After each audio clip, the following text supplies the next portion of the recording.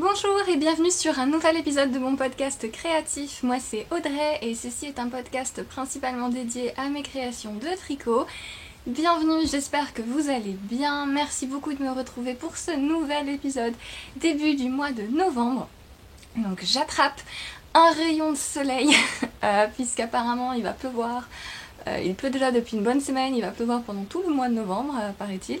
Donc c'est assez atroce pour prendre des photos et faire des vidéos. Donc voilà, donc j'en profite et c'est pour ça que je suis toute apprêtée parce que j'ai aussi fait des photos de modèles. Mais voilà, j'ai plein d'énergie. Voilà, c'est comme ça. Aujourd'hui, c'est encore voilà, il y a un petit souci. J'espère que je vais pas trop divaguer parce que j'ai tellement de choses à vous montrer. Donc ça fait quand même presque 3 semaines depuis le dernier podcast, je ne sais plus. Mais du coup j'ai beaucoup de choses, j'ai fait beaucoup de choses, j'ai beaucoup de projets en fait que j'avais fini il y a longtemps que je peux vous montrer maintenant. Et du coup ça s'accumule. Et je peux pas tout vous montrer dans cet épisode. Donc ce que je vais faire, c'est que je vais aujourd'hui, donc cet épisode ce sera l'épisode pull. Puisque j'ai 3 pulls finis à vous montrer et un qui est en cours. Et voilà, et du coup j'ai fini plein d'autres choses, plein de petits accessoires aussi. Mais voilà, je vous les montrerai dans un prochain épisode qui sera dans 2 semaines. Mes chiens sont en train de faire n'importe quoi, bref. Ils sont en train de se battre, je pense, avec leur panier, du coup ça fait un bruit monstre. Mais je pense pas que vous entendez parce que mon téléphone ne semble pas trop capter les sons extérieurs, ce qui est une bonne chose. Mais donc voilà, petit à petit. Donc aujourd'hui ce sera un épisode principalement pull avec une sortie de patron. Vite fait je vais vous montrer des moufles qui sont sortis aussi il y a 2 semaines que je ne vous avais pas annoncé. J'ai deux, trois petites choses à vous dire dessus. Et 2 pulls finis, 2 pulls que j'avais testés pour d'autres créatrices très talentueuses et un pull en cours. Donc voilà, je pense que ce sera ça. Si j'ai le temps à la fin de l'épisode, j'aimerais aborder 2-3 petits sujets. Mais voilà, je pense que c'est bon. Et je vais commencer. Donc si vous pouvez trouver tous les temps des différentes sections du podcast dans la description sous la vidéo YouTube. Donc si vous voulez sauter un passage, si le passage sur mes propres modèles ne vous intéresse pas, etc. n'hésitez pas à regarder ça. Il y a aussi tous les liens de ce dont je parle, ainsi que les liens vers mes réseaux sociaux, Instagram Ravelry et Patreon. Voilà, donc on commence. Yeah. Alors c'est l'instant promo, puisque je viens tout juste de publier, c'est toujours très bizarre parce que vous savez que je n'enregistre pas le podcast au moment même où vous le voyez, donc là on est lundi, et donc jeudi je viens juste de publier, mais je vais le publier jeudi, donc c'est compliqué. Je viens en fait de publier un nouveau patron sur Ravelry, c'est un pull que vous attendez, hein, parce que j'ai eu pas mal de questions, notamment grâce aux filles de Comme un lundi. Donc alors c'est bout de fil sur Ravelry, mais je ne sais plus ton pseudo Instagram qui n'est pas le même. Et Tête en l'air du coup, donc c'est le podcast Comme un lundi, si jamais vous ne les regardez pas, enfin regardez-les, elles sont très sympas, c'est vraiment... si vous aimez les podcasts très longs, et apparemment c'est le cas parce qu'à chaque fois que mes podcasts sont super longs et que j'en fais la remarque, tout le monde me dit que c'est trop bien. Donc voilà, Comme un lundi, elles sont super sympas, elles présentent plein de projets différents, enfin c'est un podcast très sympa. Et du coup, bout de fil, je connais plus ton prénom, c'est pas Coraline? Je dis peut-être une bêtise, bref. Elle avait testé ce pull-ci et elle l'avait montré dans leur épisode qui est sorti la semaine dernière? Non, la semaine d'avant, du coup.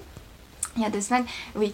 Et du coup, depuis, tout le monde me demande quand est-ce qu'il sort. Et bien voilà, il est là. C'est le pull Apophenia.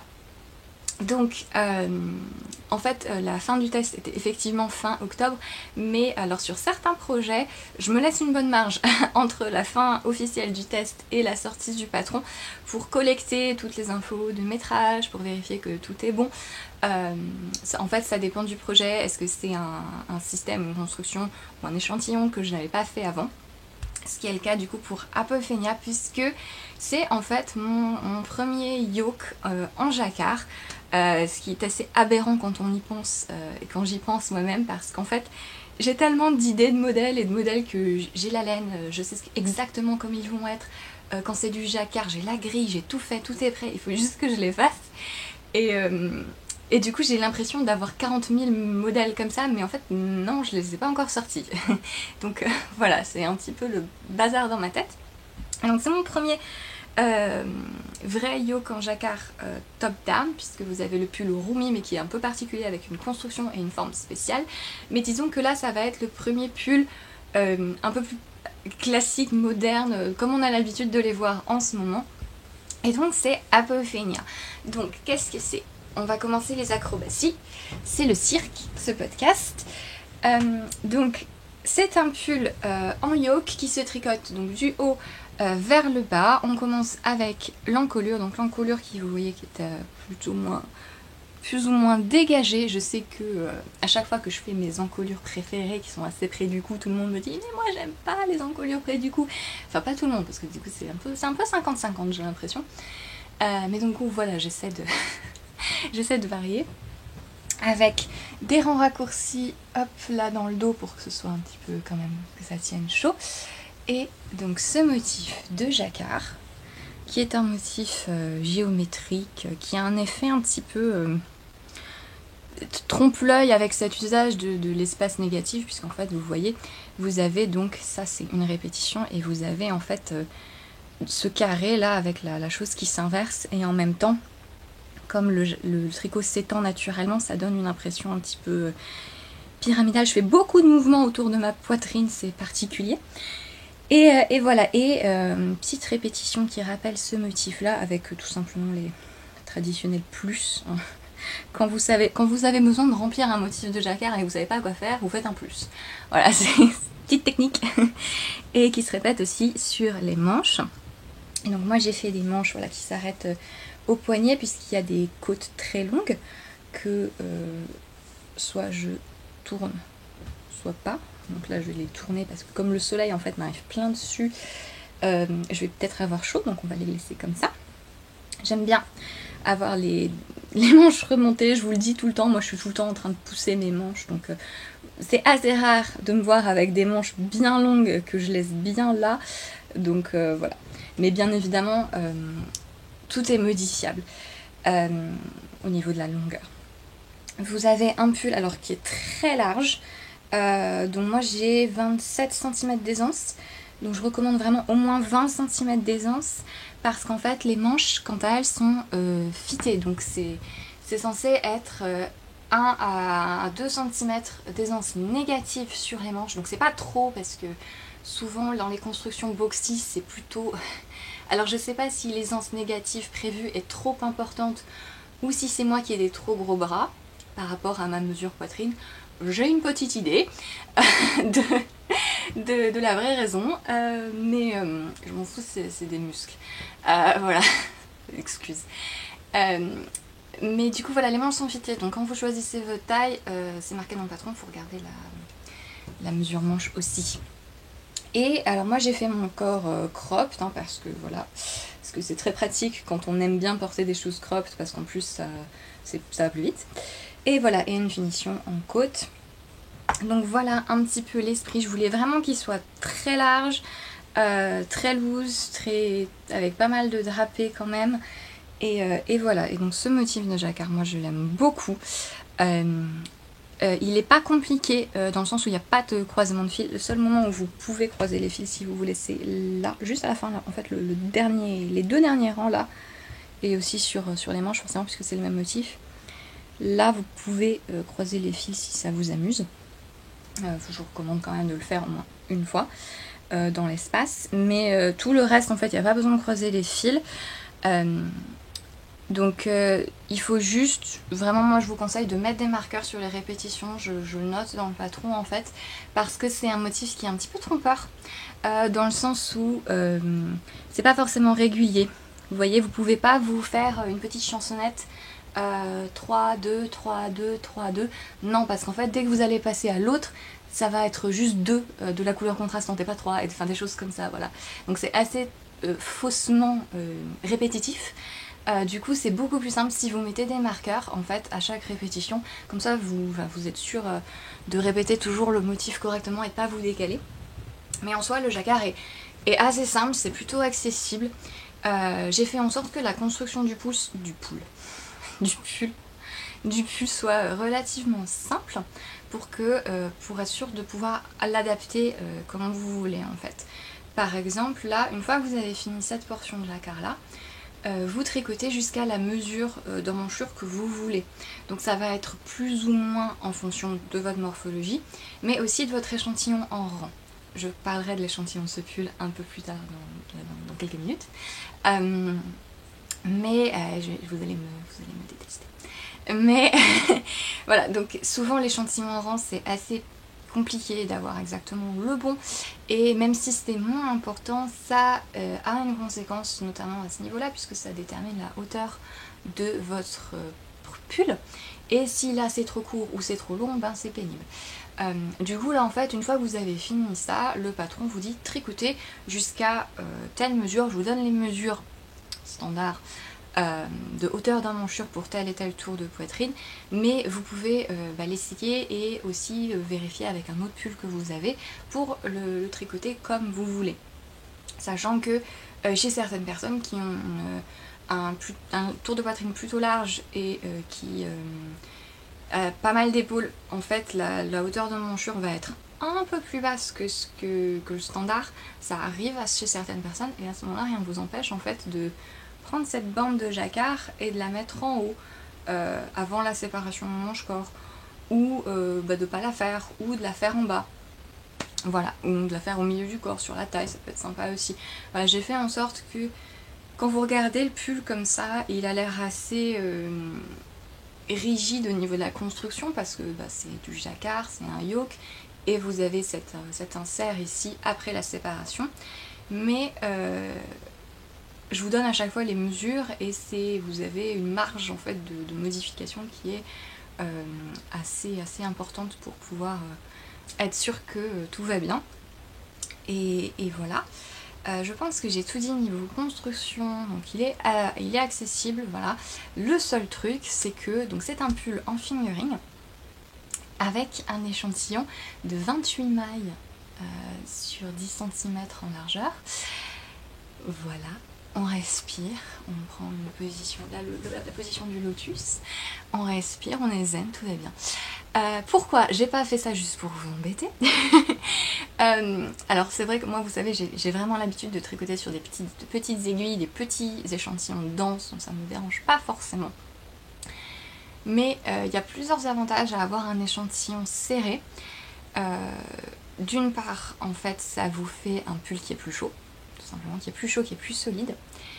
Et donc pour l'hiver, c'est pas mal.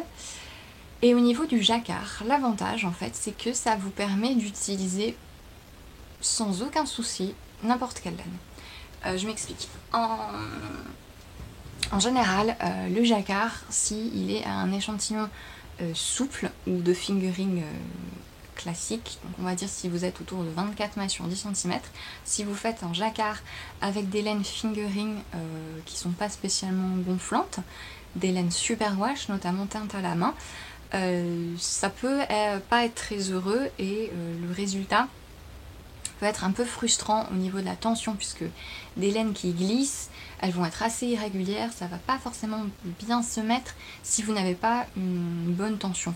Alors c'est gérable, hein, on est d'accord, c'est rien d'insurmontable, mais le fait d'avoir un échantillon serré, c'est plus facile. Donc là par exemple, j'ai utilisé deux laines complètement superwash.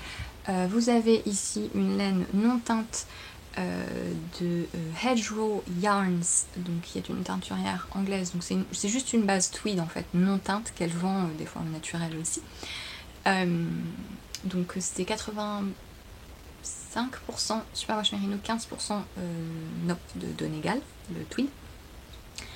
Et en couleur contrastante, j'ai utilisé du BFL Superwash aussi, teint par Mahoudli, qui est une petite teinturière anglaise qui teint pas beaucoup. Souvent sa boutique Etsy est fermée, mais j'aime énormément. Enfin j'ai craqué en fait sur... J'ai vu passer ses laines sur Instagram, j'ai craqué sur son univers graphique, ses étiquettes sont tellement jolies. Bref, et j'ai craqué sur cette couleur. Et du coup voilà, c'est ce jaune doré. Pourtant je suis pas jaune, hein, parce que forcément avec ma peau c'est bizarre, mais là du coup je trouve que c'est pas mal. J'essaie de le rapprocher de mon visage. C'est un bon jaune pour moi, je trouve. Vous me direz ce que vous en pensez. Du coup je triche un peu hein, parce que je suis bien maquillée, mais enfin vous voyez. Voilà, donc c'est des laines qui sont complètement super wash, mais qui tricotées... oula, l'éblouissement. Tricotées à 28 mailles sur 10 cm, du coup c'est tout serré et c'est super propre. Le jacquard se met très bien, très facilement, vous n'avez pas de problème de tension. Moi j'ai utilisé des aiguilles 3 mm. J'ai pas forcément de logique en termes de... Des fois on dirait que je tricote vachement lâche et des fois on dirait que je tricote plutôt serré. J'ai pas forcément de logique, mais voilà. Encore une fois, c'est pas la taille d'aiguille qui fait que vous tricotez plus ou moins vite, c'est juste l'échantillon en fait. Mais là, à 28 mailles sur 10 cm, oui, c'est plus long puisque vos mailles sont plus petites. Mais le résultat, moi je trouve, vaut vraiment la peine parce qu'en fait, ça voilà, vous pouvez utiliser n'importe quelle laine et vous aurez un joli pull qui a quand même du drapé parce que vous allez utiliser une fingering assez souple de préférence, et voilà, et avec l'aisance ça tombe plutôt bien et le jacquard est vraiment très beau. Du coup c'est dans ce sens là que je dis c'est accessible aux débutants, mais ça dépend en fait. Est-ce que vous allez être découragé par un... Alors c'est pas non plus insurmontable hein. Surtout que c'est du jacquard et du coup ça passe quand même relativement vite. Le jacquard, c'est peut-être le corps en jersey qui... Voilà, faut regarder Netflix. Regardez The Rain, si vous n'avez pas regardé. Voilà, j'ai fini sur Netflix The Rain, qui est une série danoise, du coup un peu apocalyptique. Voilà, l'histoire en elle-même n'est pas très originale, mais les personnages, j'ai beaucoup aimé, sont très bien, c'est vraiment bien fait, c'est très sympa d'entendre du danois. Voilà, mais de quoi je parle? Bon, vous avez compris. Ça fait beaucoup de tricot. Zéro cerveau une fois qu'on a passé le jacquard. Donc voilà, ça dépend. C'est pas un modèle compliqué, mais c'est un modèle qui peut être plus long, mais qui a l'avantage de vous faciliter le travail au niveau de la tension du jacquard. Voilà. Autre chose, et en fait ma raison en tant que créatrice pour avoir cet échantillon serré, c'est qu'en fait, plus on a un échantillon serré, plus on a de mailles, donc forcément, ça m'a permis de mettre plus de répétitions du motif de jacquard. Et comme on est sur un motif qui est assez gros en soi, là, ce carré, c'est quand même c'est un carré, quoi, c'est un mastoc, je trouvais que c'était beaucoup plus joli d'en avoir plein tout autour, parce que du coup, ça fait un peu une illusion d'optique, on n'a pas l'impression que ce sont des gros blocs. Voilà, et je trouvais que c'était beaucoup plus joli avec le petit échantillon pour avoir plus de répétition du motif tout autour du yoke. Voilà un petit peu le pourquoi du comment. Mes testeuses sont bien sorties, hein, même certaines ont été extrêmement rapides. Elles ont utilisé beaucoup de laines différentes vraiment, et je vous conseille d'aller voir leur version test. J'ai vraiment adoré le test de ce pull parce que je trouve toutes les versions hyper intéressantes et le jacquard a l'air complètement différent en fonction du fil que vous utilisez. Je voulais un jacquard qui fonctionne avec des laines variées et à tweed, parce que moi j'aime beaucoup les laines tweedées et je trouve qu'en fond de jacquard je trouve ça super sympa en fait, mais voilà, il faut quand même un motif particulier pour que ça fonctionne, et du coup là je pense que oui, ça rend vraiment bien. J'adore ce pull, mais il est super confortable. Qu'est-ce que j'étais en train de dire? Oui, les laines tweedées. Alors que quand vous prenez des coloris unis, et notamment plusieurs versions en blanc et noir ou blanc et bleu marine très foncé, ça fait quelque chose de tellement classe. C'est très graphique, c'est très propre. Vous avez aussi une version en acrylique, une version que j'aime beaucoup en acrylique, j'ai oublié son pseudo, en acrylique avec un vert varié, très très joli. Voilà, il y a plein de versions de couleurs différentes. Vous avez une version d'une anglophone qui est en gris charbon foncé avec du jaune. Beaucoup de mes testeuses ont pris du jaune, du coup je pense que j'ai eu une influence. Mais voilà, c'est très très différent à chaque fois en fonction du coloris choisi. Et je trouve ça super chouette. Et à chaque fois j'étais trop contente de voir les versions de mes testeuses se créer. Tout s'est bien passé en plus, il n'y a pas eu trop de soucis et elles sont toutes très bien sorties et malgré voilà le petit échantillon. J'avais un peu peur au début de me dire bon je sais que les gens n'aiment pas les petits échantillons mais au final voilà c'était pas si dramatique que ça, voilà la preuve. Mais en tout cas leurs réalisations sont superbes et ça fait 20 minutes que je parle de ce pull. Mon dieu. Voilà, donc il est disponible sur Ravelry, je pense que j'ai tout dit. Il y a une petite réduction de 20% pour sa sortie, comme d'habitude. Voilà, c'est le code Apophenia qui vous donnera moins 20% jusqu'à dimanche. Voilà. Donc, ouais, je pense que c'est bon, j'en ai fait le tour. Et on va passer à autre chose. Je voulais rapidement vous dire, j'ai aussi publié fin octobre les moufles Albiera que alors je vous en avais beaucoup parlé, je pense que vous vous en souvenez, c'était l'épisode crise de nerfs. Oh mon dieu, j'ai fait des moufles convertibles. Donc je vais pas revenir dessus. Elles sont maintenant disponibles sur Ravelry au cas où vous n'auriez pas vu mes posts sur Instagram et la publication sur Ravelry. Voilà, donc moufles convertibles en déca avec ce motif de torsade. Je voulais juste vous dire deux petites choses qui sont survenues après le test. Au niveau de la difficulté, c'est très accessible. Il y avait plusieurs de mes testeuses qui étaient débutantes en moufle et qui l'ont fait sans problème. En fait, la construction, j'ai vachement simplifié la construction. Par exemple, au niveau des augmentations pour le gousset du pouce, c'est que des augmentations à gauche parce que j'avais pas envie de vous mettre en plus dans la tête qu'il fallait faire un coup à droite, un coup à gauche, mais si vous voulez que ce soit comme ça et plus propre, il n'y a aucun... ça c'est très facile à changer, vous savez en général comment le faire. Mais voilà, donc en termes de construction générale, j'ai vraiment simplifié pour que ce soit accessible malgré le côté convertible. Donc voilà, c'est ok pour les débutants. Et au niveau du choix de laine, ça marche bien mieux si votre laine est un peu rustique ou un peu duveteuse. Les versions avec de l'alpaga un peu fluffy ou du mohair, ça marche super bien. Si vous avez des restes de fingering et mohair, vous savez que vous avez fait plusieurs pulls, ça marche super bien parce qu'en fait ça cache très bien la ligne là où vous relevez des mailles. En fait j'ai fait cette méthode là de convertible parce que je trouve que c'est beaucoup plus pratique et surtout que ça vous permet de transformer n'importe quel patron de moufle en convertible.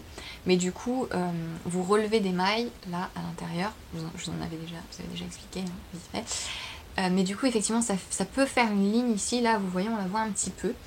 Moi j'ai utilisé la Snail Dan Deka donc qui est plutôt rustique, donc on la voit un petit peu. Si vous avez un fil avec une bonne définition, un fil bien rond, bien lisse, ça va se voir plus. Moi je trouve pas ça trop gênant, parce que bon, ça va avec le côté convertible. Mais si vous prenez des mélanges de mohair, ça se fond tellement bien et c'est très très joli en mohair. Je suis tentée de me faire une paire de moufles avec du mohair, ou un truc fluffy en tout cas. Voilà, c'était la seule partie non pull de ce podcast, juste pour vous prévenir qu'elles sont sorties au cas où. Et je vais passer à mes autres projets finis. Donc dans les mois passés, j'ai fait 2 tests pour 2 créatrices différentes, 2 tests de pulls que je vous avais montré à chaque fois puisqu'ils n'étaient pas secrets. Mais les 2 sont finis et les 2 ont été publiés sur Ravelry par leurs créatrices respectives. Et du coup, je vais enfin vous les montrer terminés.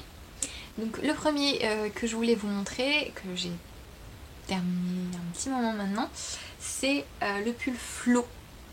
Donc qui est un patron de The Blue Mouse, donc Emily Frank sur Ravelry, qu'elle a publié il y a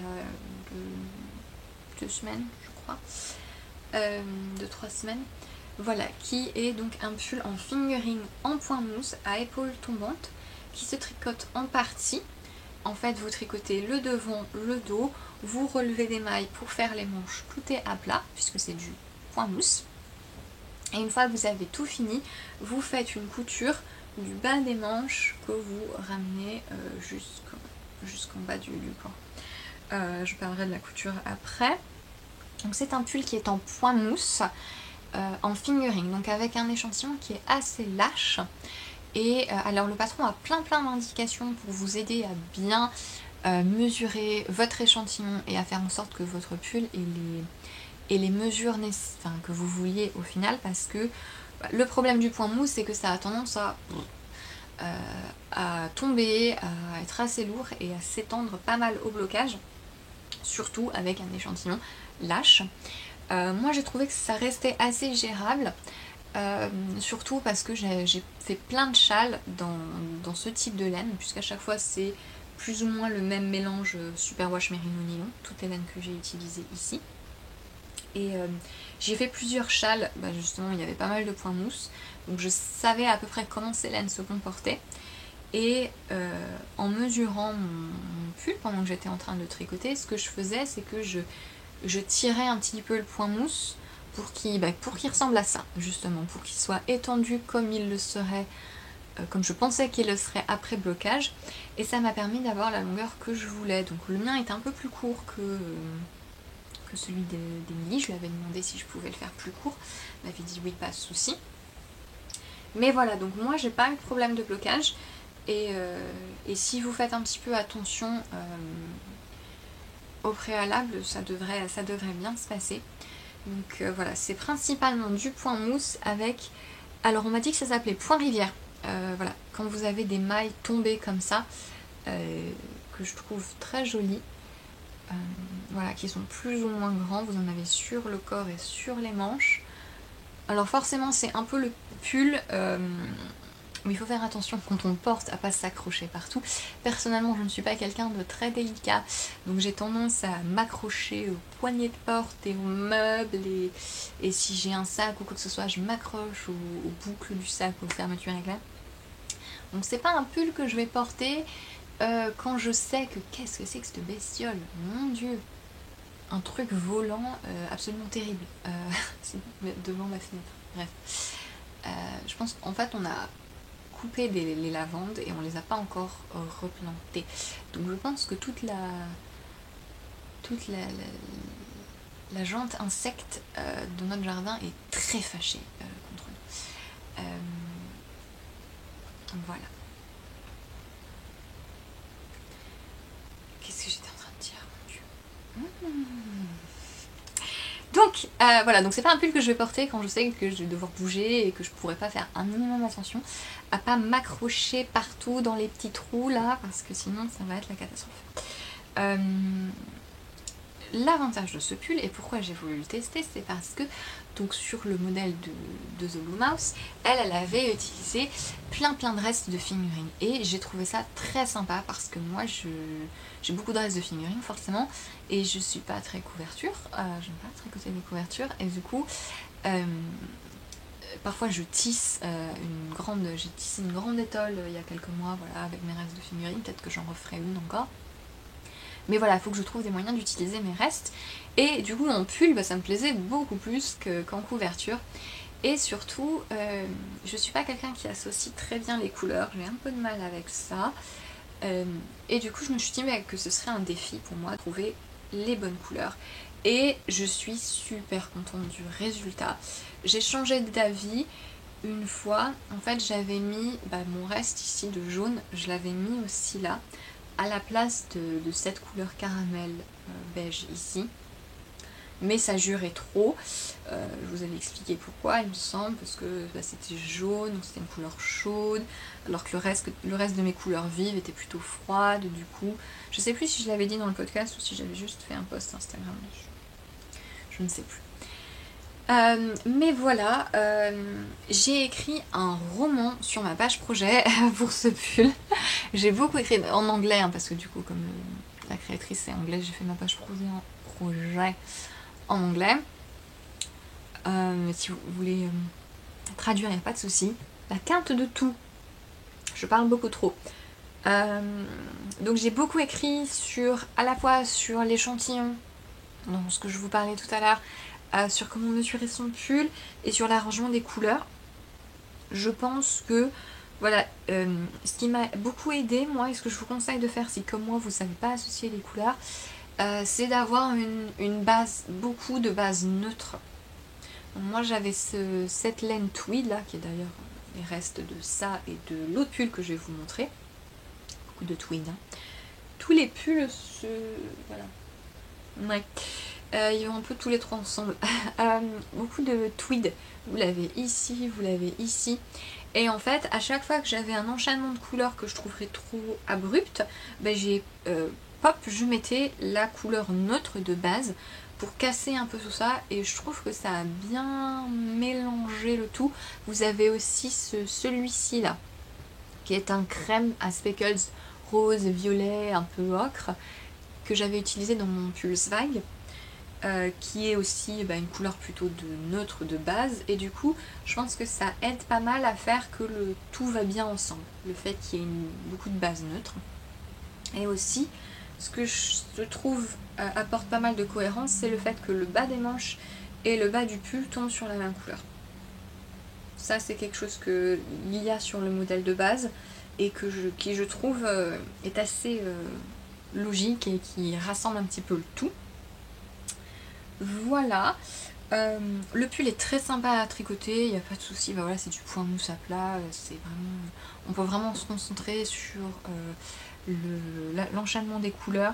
En fait, vous n'avez à réfléchir que sur la moitié du pull puisque vous reproduisez facilement ce que vous avez fait. Quand vous avez fait le dos, quand vous faites le devant, vous copiez. Enfin, je crois que c'est l'inverse, on commence par le devant. Bon. Vous avez fait une manche. Les manches sont peut-être un petit peu plus compliquées à suivre. Puisque en fait vous devez suivre en même temps la séquence de points rivière et les diminutions pour votre taille. Mais vu la construction du patron, c'est mieux qu'elle l'ait fait comme ça. Moi ça me dérange vraiment pas quand le patron est plus succinct et juste il faut juste réfléchir un petit peu au début pour mettre en place son rythme. Et réussir à combiner les éléments de construction. Moi ça me dérange pas, je sais que moi à chaque fois que je simplifie les choses dans un test, j'en parlais après de la difficulté des patrons. Je sais que voilà, quand je simplifie l'écriture du patron, c'est-à-dire quand je la synthétise et que du coup il faut suivre deux choses en même temps dont l'une est relativement simple, je sais qu'à chaque fois on me dit quand même il faut que j'alterne entre deux pages du patron. Oui, mais en vrai vous le faites deux fois au début et après voilà, normalement vous avez compris. Donc là c'est un peu ce qui se passe en un peu plus compliqué puisque vous avez trois trucs à suivre en fait. Vous avez la séquence de diminution, la séquence de maille rivière et vos changements de couleur.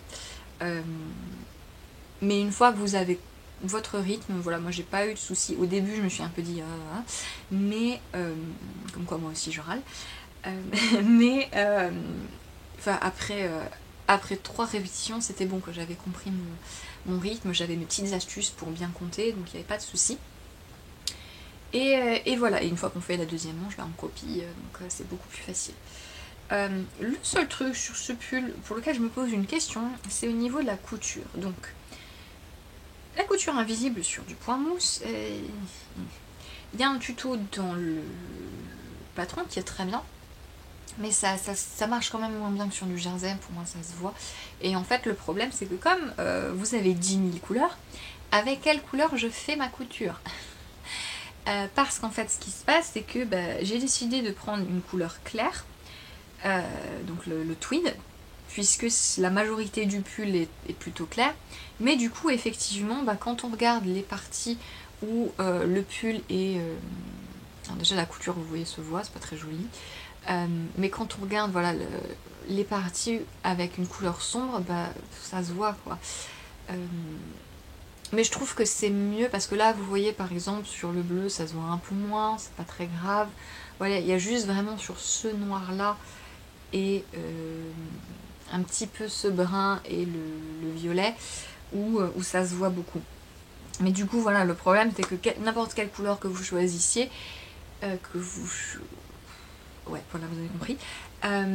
Ça va se voir sur les autres et du coup, je sais pas trop... Voilà, moi ça me dérange pas parce que je trouve que ça fait un peu patchwork et que ça va avec l'esprit du truc, mais c'est vrai que quand on regarde ça fait pas super propre. Voilà. Mais comme vous pouvez faire ce pull en uni, c'est pas grave. Voilà. Ce serait sympa de le faire en... Genre vous faites le devant d'une couleur, le dos d'une autre couleur, et chaque manche... ça fait un peu tenue de clown ce que je suis en train de dire, mais... Si vous choisissez des couleurs qui vont bien ensemble, vous faites un effet color block comme ça, pourquoi pas. Voilà, ce pull je trouve vachement sympa parce que oui il est basique, oui c'est un projet j'utilise mes restes, mais il a quand même un intérêt de texture qui le rend unique avec ce point rivière. Et la construction est très simple, très bien expliquée, il n'y a pas de souci. Le col c'est un col qui roule, après rien ne vous empêche de faire des côtes ou un accord, il n'y a pas de souci. Mais voilà, je trouve qu'il tombe très bien, il a un joli râpé et c'est le projet.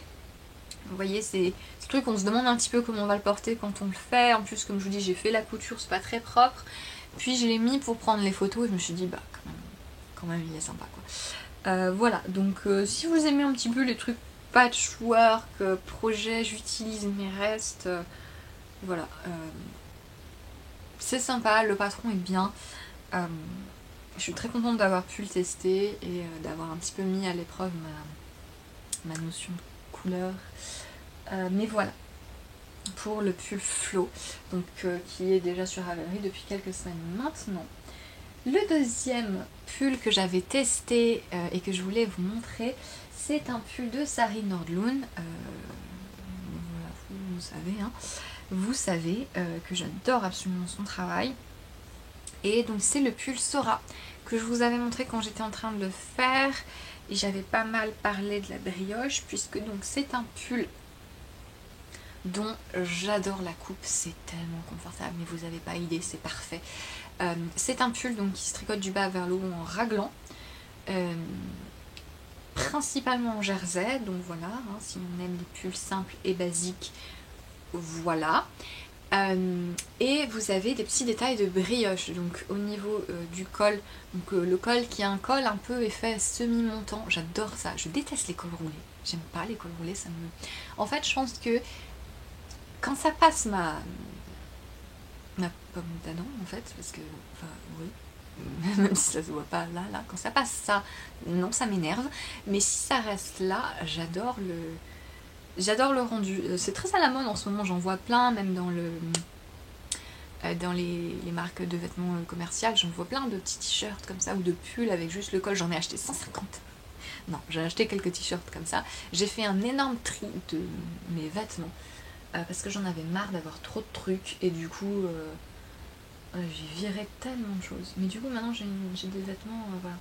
C'est-à-dire je veux une chemise rayée, bah j'ai 2 chemises rayées de 2 couleurs différentes, point. Et j'ai pas 3 fois la même chemise dans la même couleur, c'est ridicule. Voilà. Du coup j'en ai profité pour acheter des basiques, 2-3 basiques qui me manquaient. Et j'ai vu qu'il y avait ces petits t-shirts à col là partout et j'adore cet effet, voilà, juste un petit peu montant là comme ça. J'aime énormément le rendu et du coup c'est un peu le rendu de ce pull puisque bah, le col il se relève un petit peu comme ça mais pas trop et j'adore ça, je trouve ça super confortable, ça tient chaud, ça donne un côté classe à un gros pull, enfin classe je sais pas parce que là c'est de la brioche et tout ça mais au niveau de la forme j'aime beaucoup. Je parle vraiment de tous les sens. Là, vous connaissez toute ma vie dans ces épisode horrible. Voilà. Et donc en bas du pull aussi, le bas du pull aussi est fait en brioche bicolore. Et sur les manches, donc les manches, et c'est ce que j'adore sur ce pull, les manches sont super larges. Donc j'ai pas mal. C'est marrant parce que je suis en train de faire pas mal de modèles, il y en a un qui est déjà en test où justement il y a ces manches larges, je sais pas, j'adore ça. Ce qui est bien là, c'est que le raglan est un peu profond mais pas trop, il dépasse pas trop. On peut quand même le porter avec un manteau ou une veste super facilement, ça ne dérange pas ça. Mais vous avez ces manches super larges, souples et hyper confortables qui sont resserrées juste à la fin. Et il y a encore de la brioche, mais cette fois-ci avec ce motif qui est très joli, très simple à faire. C'était la première fois que je faisais de la brioche à motif, donc avec des augmentations et des diminutions pour faire un motif. J'en avais parlé, je crois, dans un de mes tout premiers épisodes en français. En fait, moi, la brioche, le truc, c'est que comme tout le monde dit c'est difficile, ben moi, du coup, j'ai fait de la brioche toute bête, à 2 couleurs toutes droites, et ça m'a un peu... J'ai été un petit peu... comment dire, pas déçue, mais juste bah non, c'est pas dur. Voilà, un petit peu cet effet, ouais, ok. Et du coup, ça m'a un petit peu fait mettre de côté tous les projets, les superbes châles à motif, à brioche que j'avais envie de faire, que j'ai toujours envie de faire. Mais voilà, du coup, je me suis dit, bon, ouais, ok. Du coup, en fait, j'avais jamais fait de brioche à motif. Et du coup, là, c'était l'occasion, c'est super facile, pas de soucis. Le tuto que Sari donne pour les augmentations et les diminutions, je trouve qu'il est très bien. J'ai vu plusieurs fois comment... parce que il y a beaucoup de choses comme ça en tricot où je n'ai jamais fait, mais je sais comment ça fonctionne parce que je passe ma vie dans des dictionnaires techniques et des dictionnaires de points et à regarder comment des choses fonctionnent et même je regarde les pulls dans le commerce ou chez des autres gens et je me dis ah tiens comment ça marche ça, comment c'est fait. Et du coup, je sais comment pas mal de choses fonctionnent sans les avoir faites forcément. Du coup, je connais en théorie différentes façons de faire des augmentations et des diminutions en brioche. Mais celle que donne Sari, je trouve que c'est une des meilleures. Je trouve que c'est mieux. Voilà. C'était très simple, le tuto qu'elle lit est hyper clair et ça rend vraiment bien. Pas de soucis, c'est très joli. Voilà, donc j'adore ce pull. La coupe est parfaite, mais je vais le surporter tout l'hiver, je trouve superbe. Moi j'ai utilisé, c'est la même laine en fait que celle-là, mais sauf que celle-là je l'avais achetée chez une autre teinturière anglaise, donc qui est Mossy and the Squid. Si vous ne la connaissez pas, elle, sa particularité c'est de faire des... Elle crée ses couleurs à partir de photos de nature ou d'animaux, notamment d'insectes. Et donc elle prend une photo et elle fait une couleur qui va avec. Donc c'est des laines qui sont en général très variées, à speckles, très, très fun, avec des couleurs très vibrantes. Donc son travail est très sympa. Et une fois elle avait en réduction la laine tweed non teinte.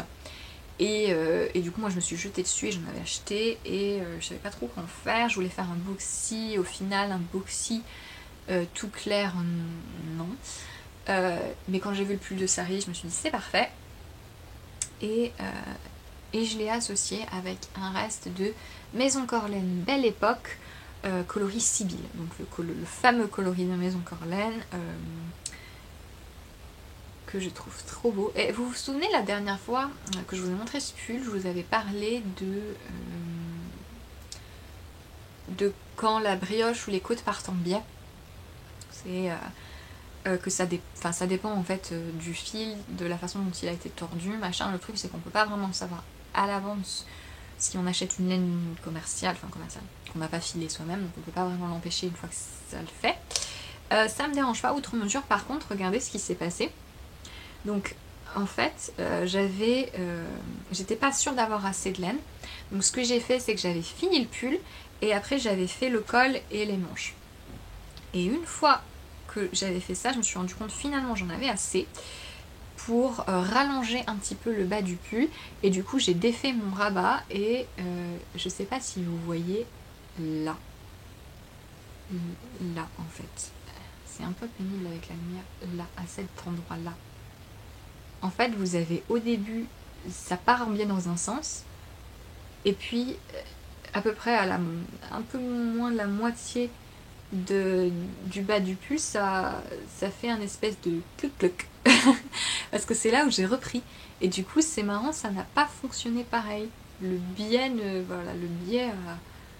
a un peu fait un petit accroc comme ça. Enfin c'est rigolo, voilà, je trouvais ça marrant. Du coup ça le casse un peu, donc ça donne moins l'impression que ça part. Donc j'en suis plutôt contente de cette chose. C'est beaucoup plus prononcé. Enfin, voilà, quand on porte droit, ça a l'air moins tordu, mais voilà, ça me dérange pas. Donc c'est un pull que j'aime énormément, voilà, Sora de Sari Nordlund. Et j'aime vraiment beaucoup le rendu. Je trouve qu'il est la version de Sari est très jolie parce qu'elle a des couleurs qui sont plus proches, moins contrastantes. Ça rend aussi très bien, c'est un peu plus discret. Mais j'aime bien ma version tweed et Sibylle, qui est une couleur que j'adore. Ouais. Donc elle l'a publié il n'y a pas si longtemps que ça, il y a quelques jours maintenant, la semaine dernière du coup. Mais voilà. Voilà pour ces deux pulls que j'avais testés. J'ai envie de tester encore pour quelqu'un d'autre, mais là j'ai pas le temps. En fait il faut que je fasse J'attends Hélène pour un projet super secret. Et il faut que je fasse un truc assez vite avec.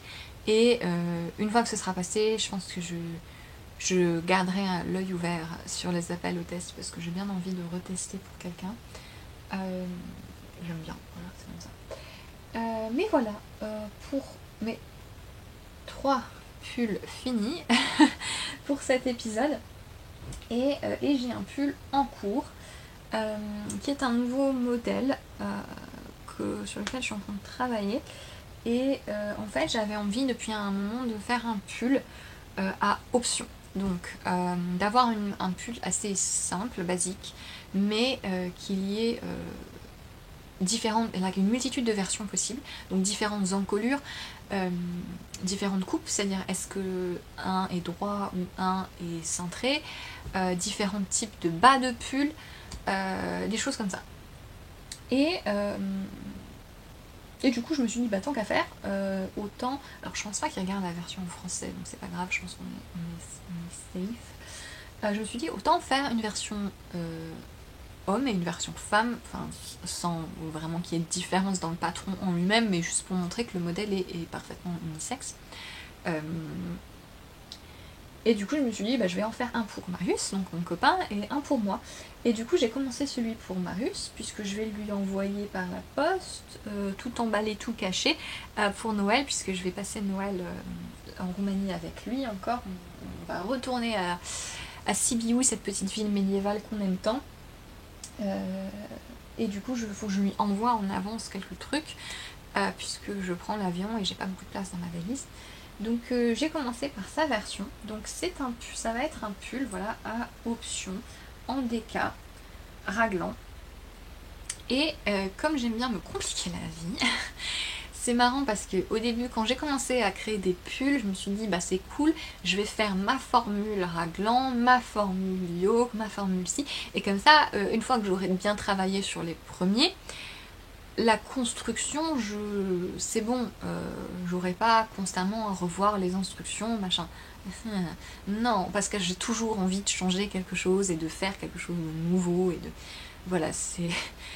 Je crois que c'est ça le travail en fait de créatrice, et peut-être qu'on s'en rend pas compte quand on est de l'autre côté, mais je change toujours quelqu'un. Et j'ai un peu l'impression, quand je regarde les modèles d'autres créatrices, même sur la même construction, les fois où j'ai fait 2 modèles d'une créatrice où c'était la même construction, c'était différent à chaque fois. Et j'ai l'impression qu'on est beaucoup à avoir un petit peu cette envie de toujours modifier quelque chose, toujours faire différemment, toujours proposer autre chose, voir si telle forme de raglan, est-ce que ça va mieux à telle morphologie, comment est-ce qu'on peut simplifier, est-ce que je peux être plus libre dans mon design, tout en ayant des instructions claires. Donc je fais toujours quelque chose de différent. Et là, voilà, j'étais partie avec mon raglan, je vais faire mon raglan tout simple, machin, tu parles. J'ai décidé de faire des instructions en raglan qui ne sont pas écrites mais qui sont en tableau. C'est quelque chose que j'ai vu quelques fois, notamment le pull, le Sora de Sari est comme ça. Et je trouve que c'est juste beaucoup plus pratique. Donc si je vous explique un petit peu à mes autres raglans, la façon dont je l'écris, c'est que j'écris les rangs d'augmentation et je vous dis répétez-le soit en... Qu'est-ce qui se passe? Un hélico. Bonjour. Je crois que c'est l'armée qui va... Il y a un camp d'entraînement de l'armée pas loin, donc je pense qu'ils vont là-bas. Soit on augmente sur le devant et le dos en même temps, donc le corps, soit on augmente sur les manches, soit on fait les deux en même temps. Voilà. Et du coup, il y a différentes séquences au raglan. La plupart du temps, c'est soit vous augmentez sur tout, soit vous augmentez une fois sur deux sur les manches par rapport au corps. Voilà. Et du coup, j'écris comme ça mes rangs d'augmentation et je dis chaque taille, répétez ça X fois. Mais le problème, c'est que ça me limite pas mal en termes de forme, parce que la difficulté du raglan, c'est au niveau de la hauteur de manchure. Parce que selon l'aisance qu'on veut au niveau des corps et ou des manches, parfois on se retrouve avec des augmentations... on a besoin de trop augmenter, du coup on se retrouve avec un raglan trop long. Donc la solution, c'est sur différentes tailles de faire plus d'augmentation par rang. Mais ça fait des instructions que moi je trouve assez indigestes et qui surtout posent vraiment problème quand il y a un point texturé, un col V, quelque chose d'aussi bête qu'un col V. Voilà, moi je trouve que ça fait des instructions qui doivent être pas à pas, et qui sont vraiment pénibles. Parce que du coup, les instructions sont découpées en plusieurs étapes, et donc si en plus je vous dis qu'il faut suivre en même temps un diagramme ou un motif, je vois bien que ça vous enquiquine. Et du coup, j'ai décidé, zut, que j'allais essayer de ne pas écrire rang par rang, et plutôt de faire un tableau. Donc, il faut... Je pense pour ça comprendre comment fonctionne un raglan, donc c'est-à-dire que vous voyez bien que vous avez 4 parties sur un raglan. Le dos, le devant qui forment le corps et les deux manches, et que les augmentations se font à chaque fois de chaque côté de la ligne de raglan. Si vous avez déjà fait un raglan, normalement vous comprenez ça. Et du coup, le système de tableau, ça fonctionne par ligne. Donc je dis rang 1, augmenter corps. Donc là, vous savez que vous devez augmenter le long des lignes de raglan, mais que du côté du corps. Donc là et là. Parfois, je dis rang, je sais pas, rang 15, augmentation corps et manche. Et donc là, vous savez que vous devez à chaque fois augmenter des deux côtés des 4 lignes de raglan. Parfois, c'est juste manche, donc on augmente juste la manche. Voilà, donc ça vous oblige en quelque sorte à comprendre la construction d'un raglan, ce que je trouve pas mal, parce que si vous, il y a tellement de poussière, si vous comprenez la construction d'un raglan, après vous allez être beaucoup plus libre et vous allez faire beaucoup moins de bêtises, et vous allez, pouvoir modifier si jamais les choses ne vont pas. Et je trouve que c'est important que quand on aime tricoter, qu'on comprenne ce qu'on fasse, plutôt que de juste suivre bêtement les instructions. Bêtement, je dis bêtement, enfin vous comprenez ce que je veux dire. Que c'est intéressant de vous montrer un petit peu la technique derrière, en fait, juste les instructions qui seraient pré-mâchées pour vous. Alors je fais ça quand même de façon à ce que ce soit assez compréhensible. Le tableau vraiment, c'est vraiment pas pratique je trouve, parce que en tant que tricoteur, du coup, j'ai alors mon raglan, ça va faire 40 rangs, je regarde. Rang 1, j'augmente pas. Rang 2, augmentation corps, ok. Rang 3, j'augmente pas. Rang 4, augmentation corps plus manche, ok. Donc voilà, c'est très très simple à suivre. Je trouve qu'on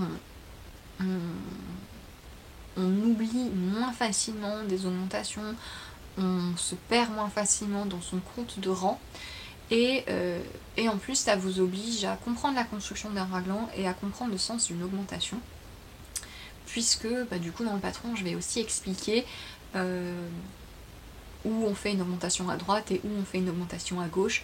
Encore une fois, si vous avez déjà fait un raglan, vous êtes censé à peu près avoir une idée. Mais du coup, le patron expliquera ça. Je ferai aussi une vidéo, une espèce de vidéo explicative pour montrer la lecture de ce tableau. Et j'espère que comme ça sera suffisamment simple à suivre. Moi, je trouve que c'est vraiment beaucoup plus facile à suivre. J'en ai parlé un peu sur Instagram et les gens étaient assez d'accord. J'ai d'autres créatrices qui m'ont dit que quand elles essayaient, les tricoteurs leur disaient qu'ils comprenaient rien.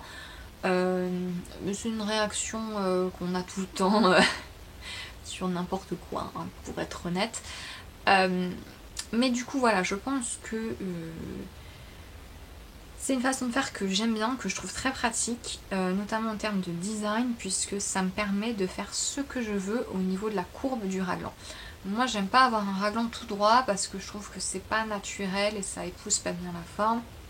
Mon raglan a souvent une courbe. Et là, on la voit bien, puisque j'ai essayé. On la voit bien. Non, on la voit pas du tout. Merci. Voilà, hop, on va faire comme ça. Là, vous voyez en fait que là, c'est plutôt droit. Et que là, il y a une espèce de courbe qui fait un S.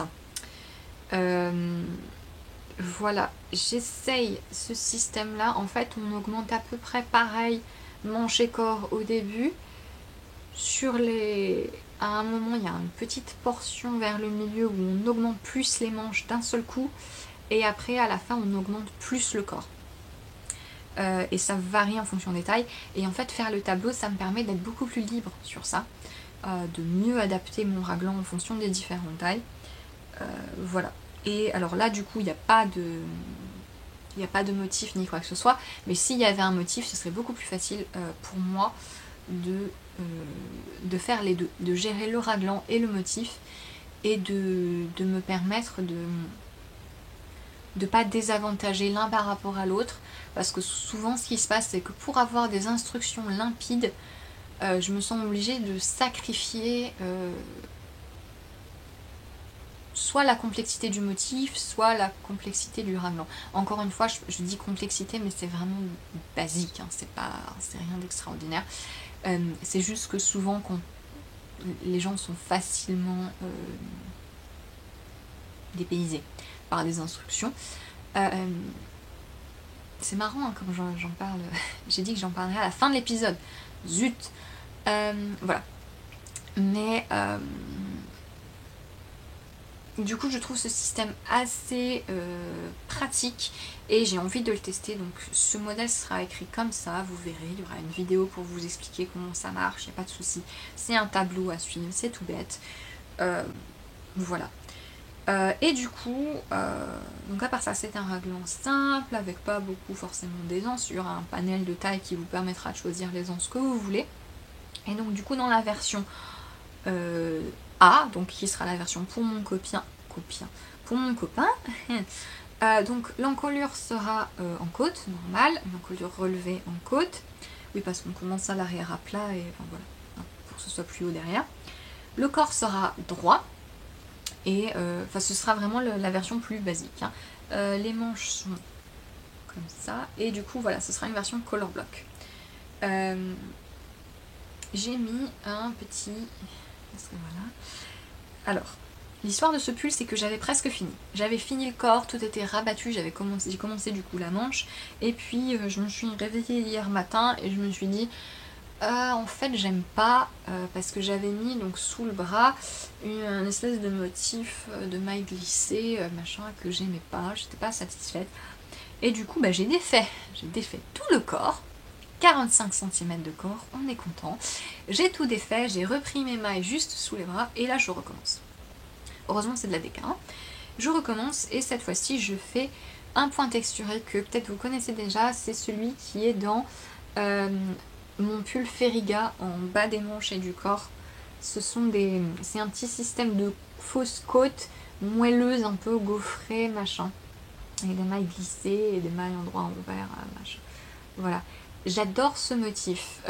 En fait, ça fait depuis mon pull Feriga, j'ai envie d'en faire tout un pull avec du mohair parce que ça rend super bien doublé mohair ou alpaga. Mais le truc c'est qu'il y a il y a déjà plein de pulls avec des motifs qui se ressemblent. J'ai jamais vu exactement le même. Mais en fait, à partir du moment où vous faites des côtes un peu texturées ou même de la brioche, ça ressemble à ça. Donc même si c'est pas exactement le même motif, je trouve qu'il y a assez de pulls qui se ressemblent comme ça. Du coup, j'ai un peu laissé tomber cette idée. Mais par contre, je l'aime beaucoup ici en insert, donc sous la manche. Sous la manche, vous avez... Je suis désolée pour la lumière, hein, parce que du coup, il faut que je vous mette en plein soleil pour que vous voyez la texture. Je sais pas si je le mets là, si vous voyez. Bon. Du coup, on insère sous la manche. Donc voilà, donc ce sera la petite particularité de ce pull. Et qui sera aussi color block. Donc vous voyez là, hop. Là, peut-être que bientôt, au niveau du corps, je vais retomber là où il va falloir que je change de couleur. Donc le motif se verra mieux sur cette couleur. Et donc ce sera un corps droit avec un bas du corps en côte droit tout simple. Et ma version, donc la version B, elle aura donc pareil, le point texturé restera là, mais elle sera cintrée, donc il y aura des diminutions pour la taille puis des augmentations pour les hanches. Facilement modifiable sa morphologie, un peu comme mon pull Sonate pour celles qui l'ont fait. Une encolure en I-cord. J'ai essayé d'avoir un col rond, plutôt déliagé, mais pas trop parce que j'aime pas sur les hommes quand le col est trop lâche.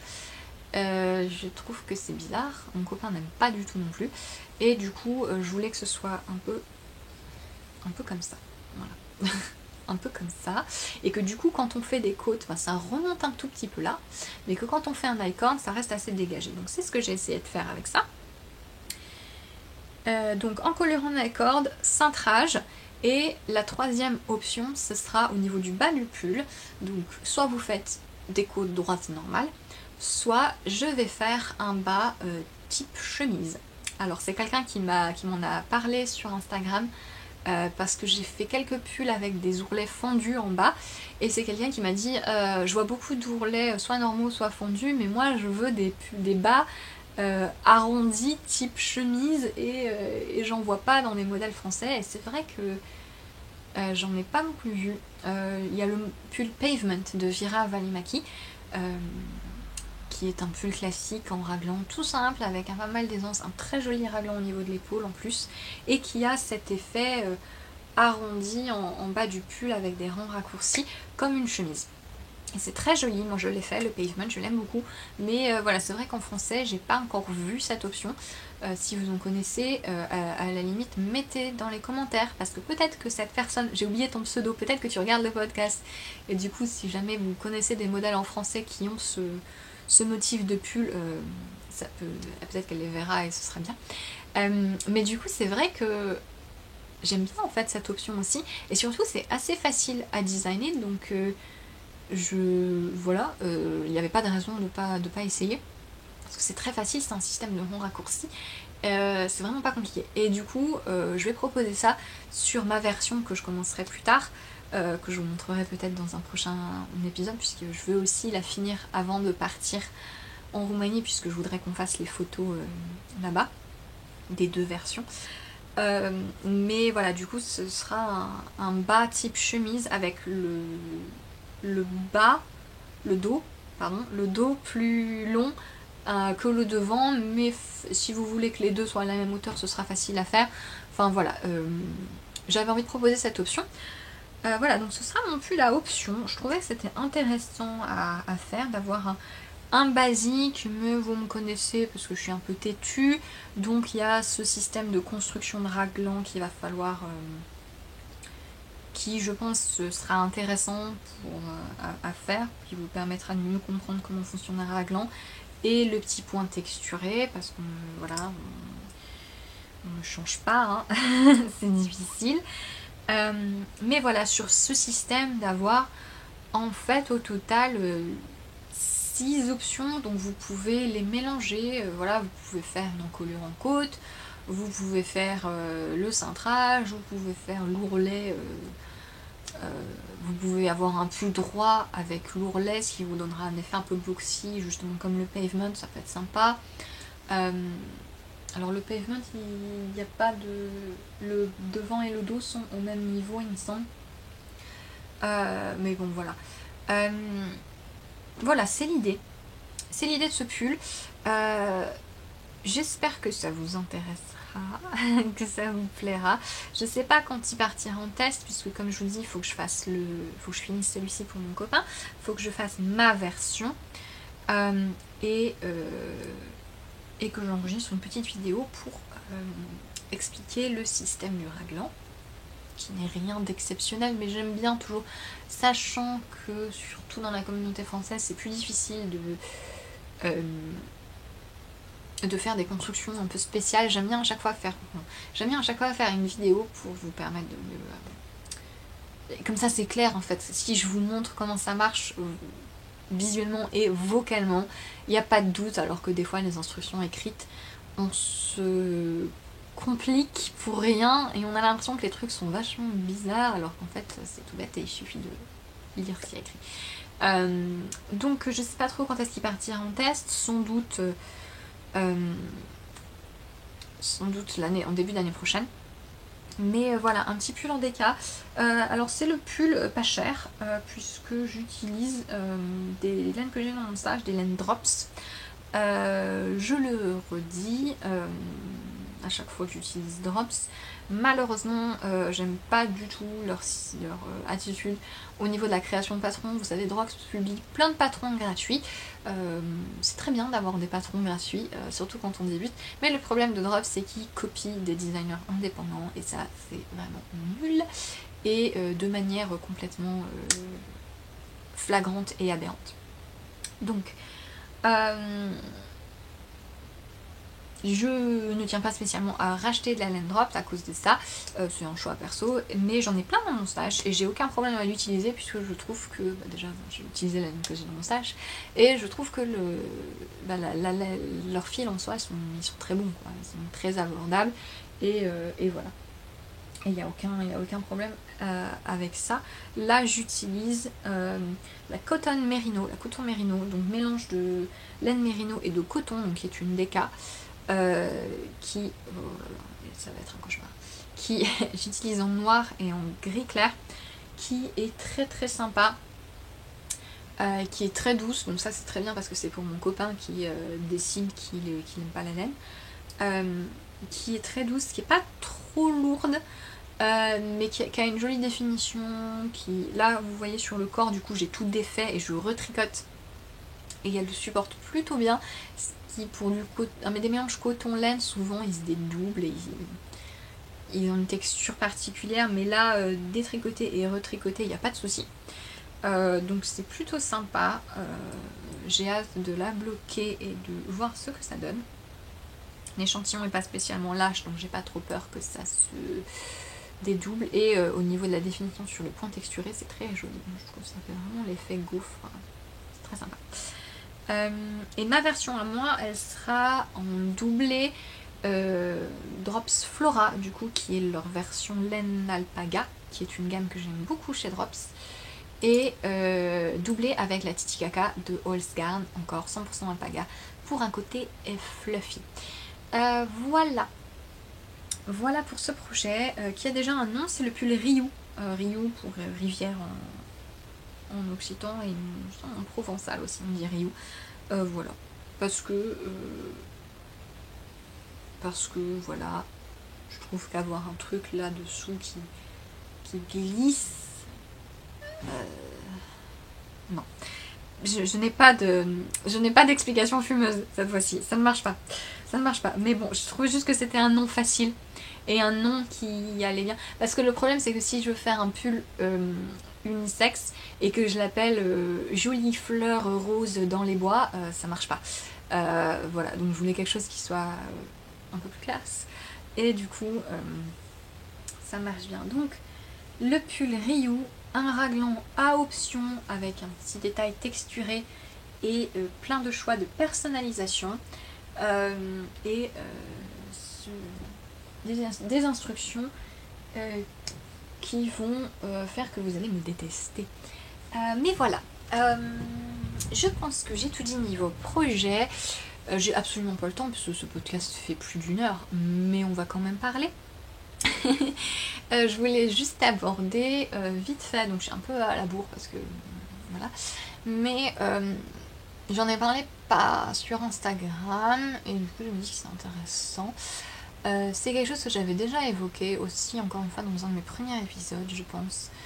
Mais voilà, pour vous resituer un petit peu, Rachel, donc Rachel Staziepa sur Instagram, a fait un post il y a quelques semaines parlant du coup de la surproduction, ou plutôt de la surconsommation des patrons et de la laine en tricot. Et sur le fait que il y a beaucoup de patrons qui sortent, il y a beaucoup de teinturiers qui émergent et qui font de très belles choses. Et sur le fait que, voilà, qu'est-ce que ça implique par rapport dans un monde où on est toujours poussé à la surconsommation. Est-ce qu'on a aussi un petit peu ce sentiment là dans le monde du tricot? Et enfin voilà, au niveau du rendement aussi, qu'est-ce que ça implique, parce que du coup c'est vrai qu'il y a une question de valeur du travail et on sait que voilà, les créateurs à la fois de patrons et de laine, c'est pas forcément quelque chose de très très lucratif pour tout le monde, pour la plupart des gens d'ailleurs. Mais voilà, donc elle a mis ce post là, j'aime bien. J'ai discuté un petit peu avec Rachel aussi à Lyon au Knitted, j'espère la revoir l'année prochaine si elle y retourne aussi. J'aime beaucoup ce que fait Rachel parce qu'elle est très claire et elle ne fait pas dans le sous-entendu, elle n'est pas dans le...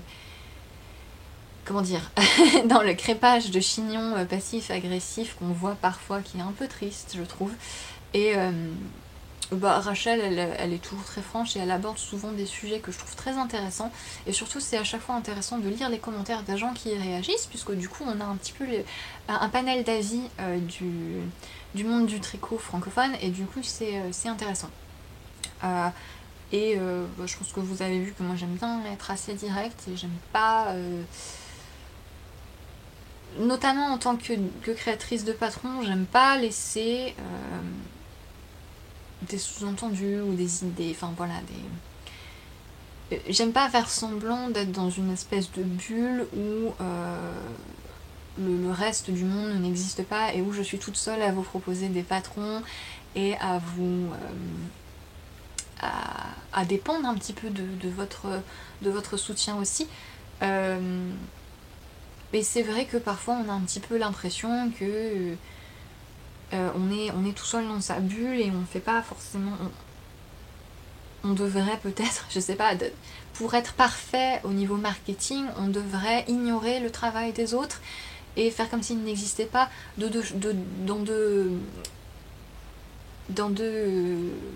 deux raisons différentes. D'une part, quand ça arrive que des modèles se ressemblent, je pense qu'on aura l'occasion d'en reparler parce que malheureusement ça arrive, et faire comme si ce n'était pas le cas quand ça arrive, je trouve que c'est dommage parce que ça contribue à un climat assez malsain où il y a des fausses rivalités qui se créent et les gens prennent parti alors qu'au final il n'y a pas du tout pas de problème au départ.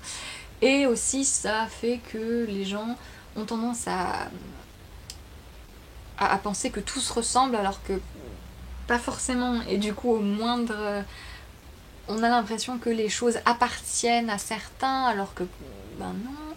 Et du coup voilà, moi je trouve que c'est mieux d'être transparent à ce niveau là et de juste d'être dans la réalité et de se rendre compte que il y a d'autres designers qui travaillent à nos côtés, enfin en parallèle de nous, parfois à nos côtés, ce que je trouve très intéressant aussi, les collaborations entre différents designers, que quand on crée ensemble un livre, je pense à la collection de gilets précieux de Marie-Amélie Design, oui, Lucille aussi, Lucille Atelier Design qui a créé un des 3 gilets. Voilà, je trouve que c'est tellement plus enrichissant quand on discute entre nous, quand on fait évoluer notre guilde professionnelle, je sais pas, tous ensemble, on fait à peu près la même chose et c'est triste de s'isoler et de pas interagir entre nous. Je sais pas pourquoi je pars dans cette direction-là. Mais voilà, du coup, ça implique forcément de se poser la question, puisque on n'est pas tout seul dans notre coin. Oui, moi je sors deux patrons par mois en général, mais de l'autre côté, il y en a 20 autres qui font pareil, et il y en aura toujours des nouvelles, et c'est un fait, et il faut juste le prendre en compte. Ça rejoint un petit peu le fait de mettre en lumière aussi le travail d'autres personnes qu'on apprécie, enfin voilà, tout va ensemble. Et voilà, ce que je trouvais intéressant dans la discussion qu'a lancée Rachel, c'est qu'en fait ça s'est transformé. Et quand on lit les commentaires, on voit que les avis des gens sont... il y a d'un côté une frustration de ne pas pouvoir tout tricoter, ce que je comprends, je l'ai aussi, et en plus, imaginez que, voilà, quand vous êtes créateur, vous avez les modèles des autres qui vous font envie, puis vous en avez 50 aussi dans votre tête, donc imaginez un petit peu, moi je suis là, mais je veux tout tricoter. Mais, je comprends, mais d'un autre côté, la frustration, vous l'avez tout le temps. Vous avez envie de lire tous les livres, vous avez envie de regarder tout, et c'est vrai qu'on est dans un monde où maintenant on a du divertissement qui est rapide et rapidement assimilable sous forme de séries, de films, de vidéos, et du coup tout ce qui n'est pas dans ce cadre de divertissement rapide, on devient frustré au niveau de la lecture, au niveau du tricot, au niveau du sport par exemple, des choses comme ça, on est frustré parce qu'on ne peut pas tout faire. Et je trouve, oui c'est un fait, mais c'est de la faute de qui? De personne en fait, et c'est pas... dire que faut pas qu'il y ait trop de production de patrons ou de laine, parce que après les gens sont frustrés de pas pouvoir tout acheter. Je trouve ça un peu idiot, parce que au final c'est quand même important qu'il y ait du choix, parce qu'il manque cruellement des choses, et dans la scène professionnelle du tricot, il manque plus de diversité ethnique, plus de diversité de corps, plus de diversité de style, et il y a toujours voilà, il y a des manques cruels, plus d'hommes créateurs, plus voilà, il manque beaucoup de choses, et on n'a pas tous les mêmes goûts. J'y reviendrai après. A priori, on n'a pas tous les mêmes goûts.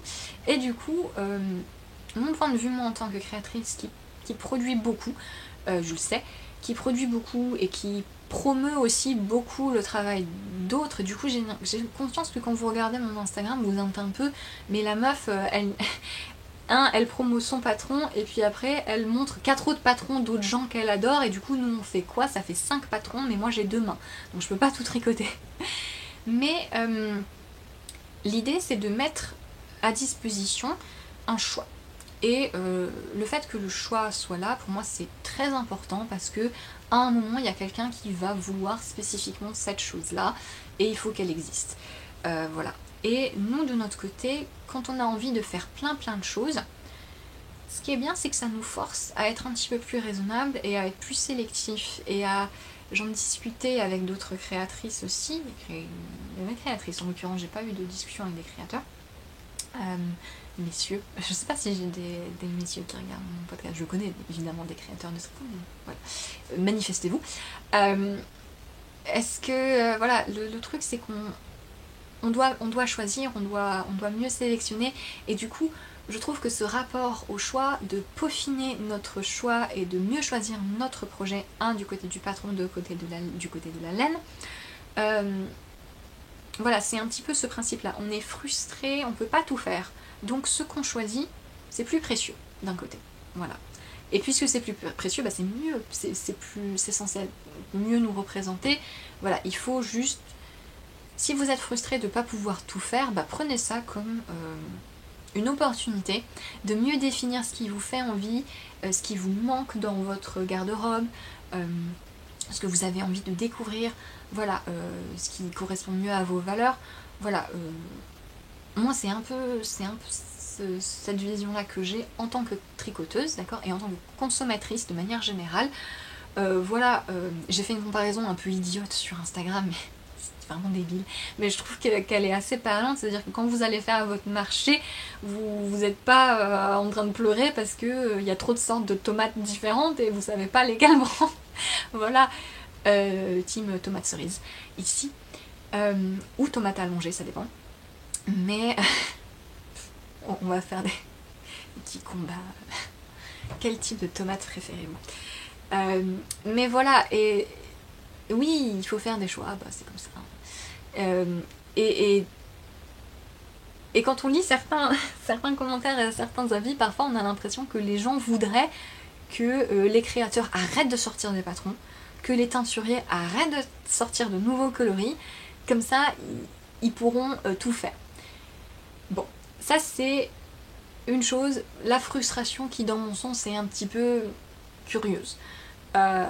Et l'autre chose qu'on remarque dans les commentaires sous le post de Rachel, et encore une fois, voilà, c'est pour ça que je trouve que c'est très intéressant ce que fait Rachel, parce qu'à chaque fois on a plein d'avis et plein de réflexions différentes. Les commentaires sous le post de Rachel ont très vite tourné au « en plus elles font toutes la même chose ». Et alors là là ça va pas du tout. Oui, et oui, il y a beaucoup de patrons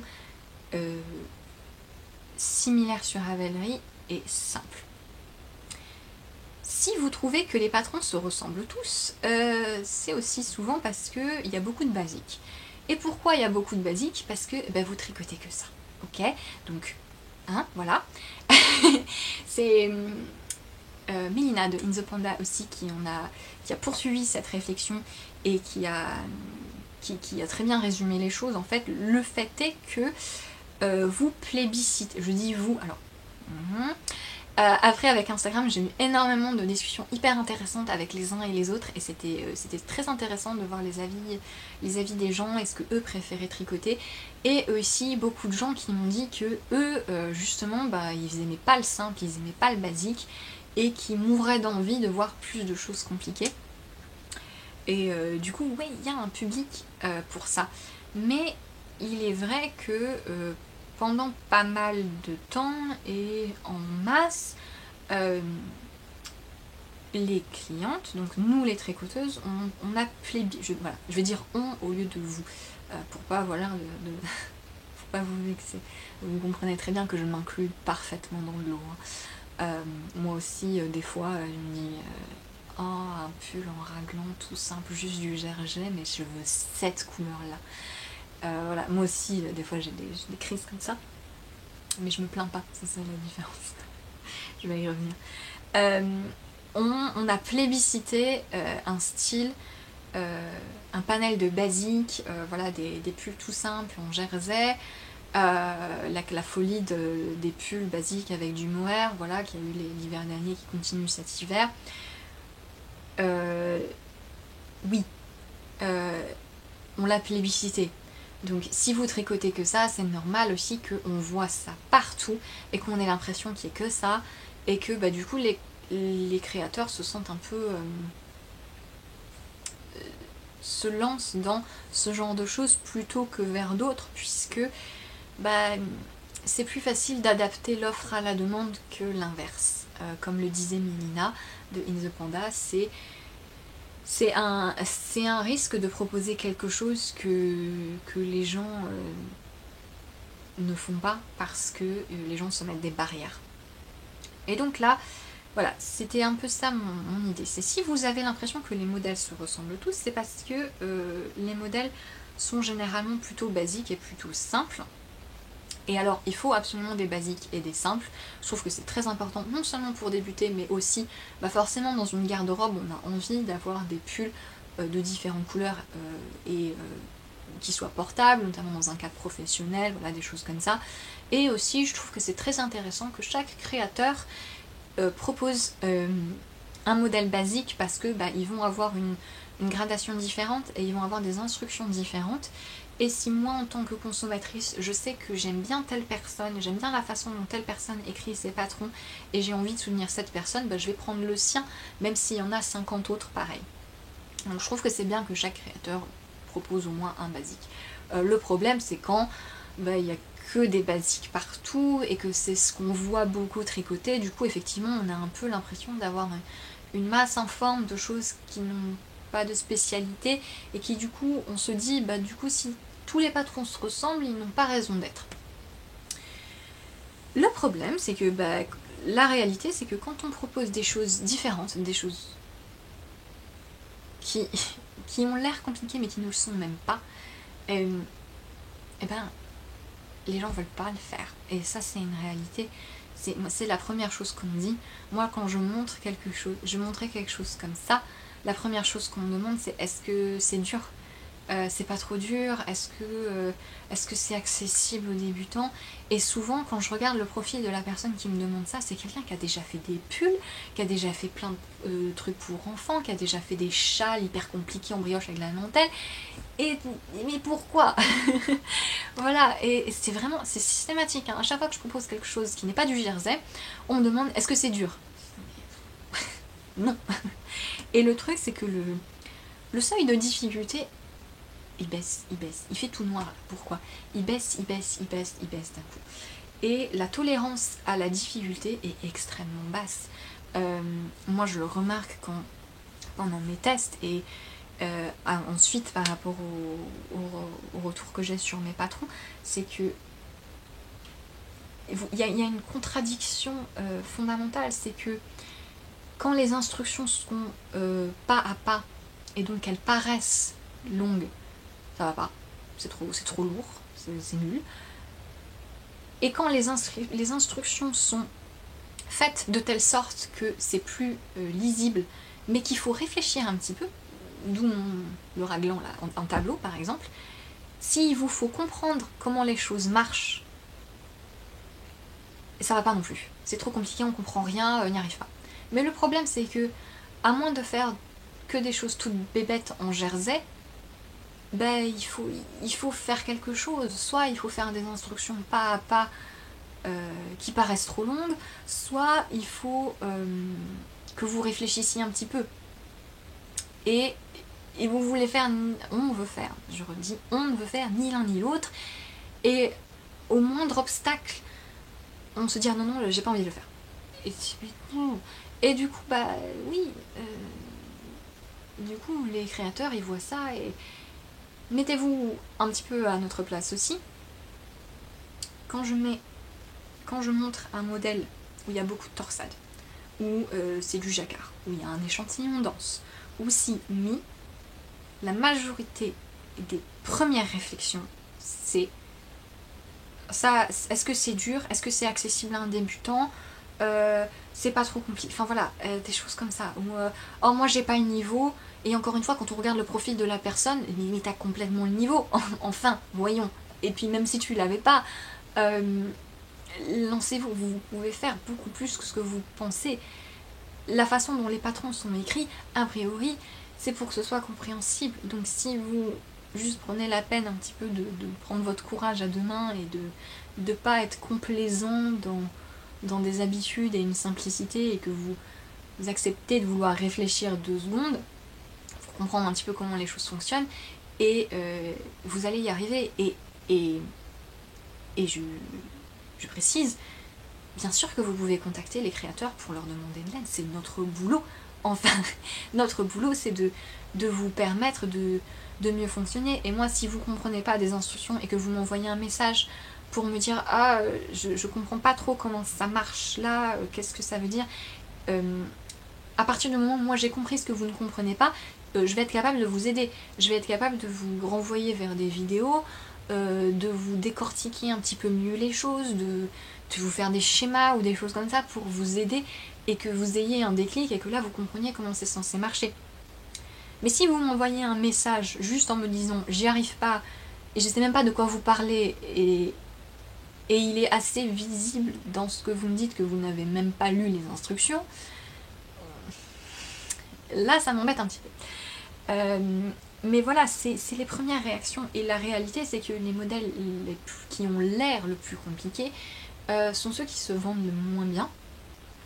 Et quand bien même c'est vraiment pas dur hein, en fait, c'est vraiment reste on est au niveau bébé Et c'est quelque chose qui est très prominent dans la communauté française, parce que quand vous regardez les modèles à l'international, c'est beaucoup plus compliqué. Hein. Quand vous regardez des pulls qui sont extrêmement célèbres à l'international, des modèles de Brooklyn Tweed, des modèles de Scandinave, le coup des instructions faites 4 choses en même temps, où vous avez juste un diagramme avec... vous avez un diagramme qui est long, qui est gros, qui a l'air hyper compliqué, qui est découpé différemment selon les tailles, et en plus vous avez une séquence de construction où il faut diminuer d'une certaine façon, de manière irrégulière, donc il faut constamment jongler d'une page à l'autre, bah, ça se fait très bien, et il y a plein de gens qui aiment tricoter ça, et il y a vraiment un plaisir à avoir ça, et il faut pas avoir peur de se lancer dans ces trucs. Et quand je vois ça, j'ai tricoté des modèles moi de Brooklyn Tweed où vraiment il fallait faire mes 4-5 choses en même temps, et des fois j'étais vraiment pas sûre que ce que je faisais était correct, mais je l'ai fait quand même. Et quand je vois que moi d'un côté, quand j'écris des instructions et qu'il faut faire 2 choses en même temps, mais que la deuxième chose, vraiment au bout de 2 répétitions, vous la connaissez par cœur, et donc vous devez juste jongler 1 ou 2 fois entre 2 pages, bah, je peux pas faire autrement. Écoutez, c'est un peu comme un exemple assez flagrant, c'est quand il y a un diagramme, la clé du diagramme. Souvent, pas forcément la clé, mais genre l'explication des abréviations. On me dit souvent qu'il faudrait que je remette l'explication des abréviations à côté de l'abréviation en question. Et vous vous rendez compte que c'est pas possible? Personne jamais ne fait ça. Parce que ça voudrait dire que, je sais pas d'où vous tenez cette habitude, peut-être que dans les magazines de tricot français, genre les trucs Fidar, c'est un peu comme ça, je sais pas, mais on s'en est où, admettons, j'ai une abréviation de torsade, donc, ou de maille croisée, allez, maille croisée gauche, MCG, c'est explicite, il y a écrit MCG dans les instructions. Ben oui, il faut que vous alliez regarder la page d'abréviation, si vous savez pas la faire, vous la regardez 1 ou 2 fois jusqu'à ce que vous ayez compris comment ça marche. Mais je vais pas à chaque fois dans le texte des abréviations réécrire l'explication de l'abréviation. Enfin, sinon le patron il va faire 40 pages, et là vous allez voir un patron qui fait 40 pages, et vous allez vous dire « oulala, ça a l'air trop compliqué ». On en revient au problème de « vous voulez pas d'explication trop longue, mais vous voulez pas réfléchir non plus ». Ouais, on dirait que je m'énerve. Non, vous comprenez un petit peu... bien évidemment, je n'attaque personne et je ne suis pas en train de râler ou me plaindre de ci ou de mi, mais c'est juste voilà, un constat un petit peu sur les retours, les réflexions qu'il y a eu sur Instagram, et voilà, et sur une ambiance générale où, en tant que créateur de patron, on sort un truc qui a un point texturé ou des torsades, les gens vont dire « ah, j'ai pas le niveau », et on sort un truc où il y a beaucoup de jersey, et à chaque fois que quelqu'un poste une photo de son encours, on a des petits smileys qui lèvent les yeux au ciel, ou des réflexions du style « oh là là, tellement de jersey, c'est trop long, c'est interminable, j'en peux plus ». Ben alors, il fallait pas le faire, le modèle. Voilà, c'est...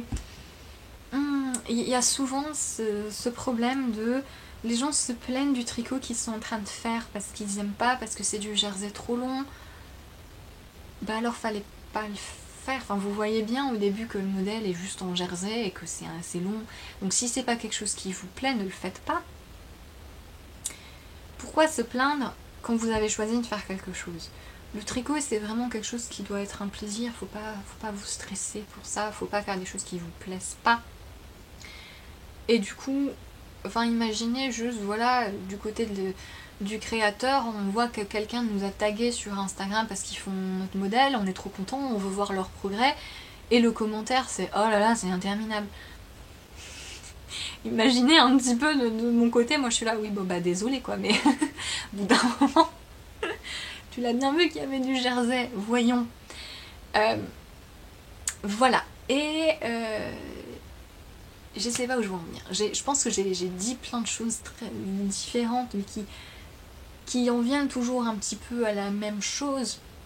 C'est que choisissez vraiment vos projets en fonction de ce qui vous fait envie, de ce qui vous plaît.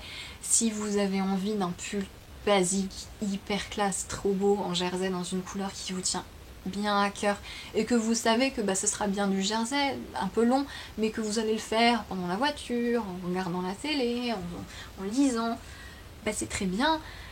Si vous avez envie de faire des choses qui ont l'air plus compliquées, lancez-vous, les choses sont bien moins compliquées que ce qui me paraît. Et prenez un petit peu de responsabilité dans votre tricot. Oui, le rôle des instructions, c'est d'être le plus clair possible, mais lisez-les, les instructions, et n'ayez pas de mauvaise foi dans votre processus. Il faut que vous réfléchissiez un minimum, il faut que vous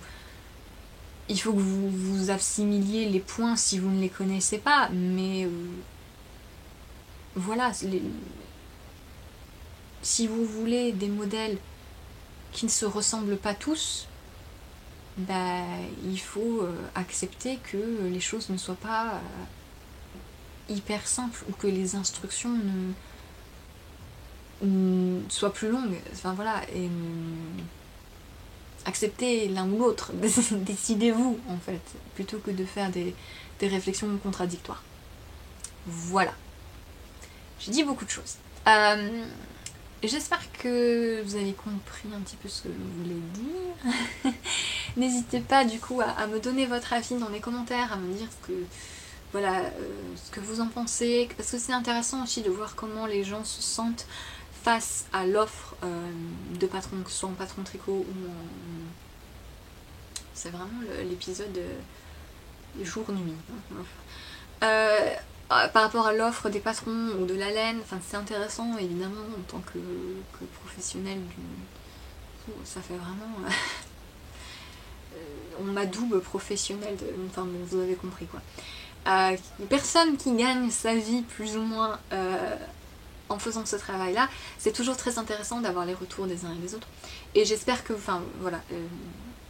j'ai peut-être eu des phrases un petit peu ironiques ou ça, mais comprenez bien que je m'inclus aussi complètement là-dedans.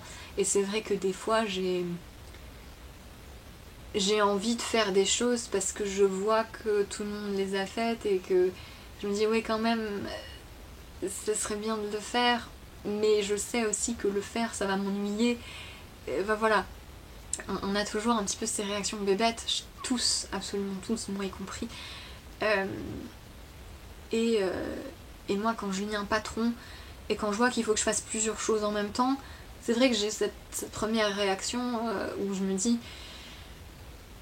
ok, il va falloir le faire. Et je me prends plus la tête que ce qui m'est nécessaire, et au final, à la fin, je me rends compte que en fait c'était tout facile, et que c'était beaucoup plus intéressant et beaucoup plus stimulant, et qu'il faut vraiment que je continue à faire ce genre de choses qui ont l'air plus compliquées, mais qui... c'est jamais insurmontable, et dans tous les cas, les créateurs sont à chaque fois là pour vous aider quand vous avez envie de vous lancer des défis.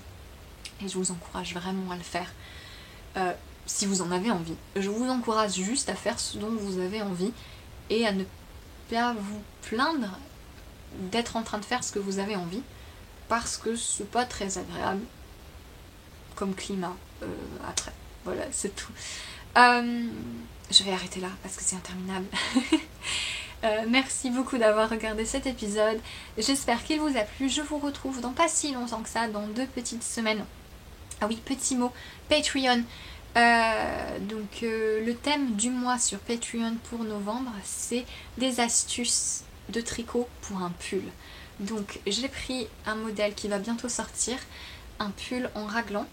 Et tout au long de sa création, j'ai filmé des petits tutos sur comment joindre et rabattre en rond sans qu'il y ait de démarcation, alterner les échevaux, glisser des mailles, relever les manches, comment moi je relève les manches, rentrer les fils, voilà. Plein de petites astuces de tricot, des choses qui sont assez connues, peut-être d'autres moins, mais je me disais que ce serait intéressant de partager ça avec vous. Des petits points techniques. Donc c'est la vidéo du mois pour novembre sur Patreon. Donc si ça vous intéresse, n'hésitez pas à venir à venir nous rejoindre. On sera ravis de vous accueillir pour ce mois-ci. Et voilà. Je vous souhaite un très bon début de novembre. Je vous dis à très bientôt. Et passez 2 bonnes semaines. Salut!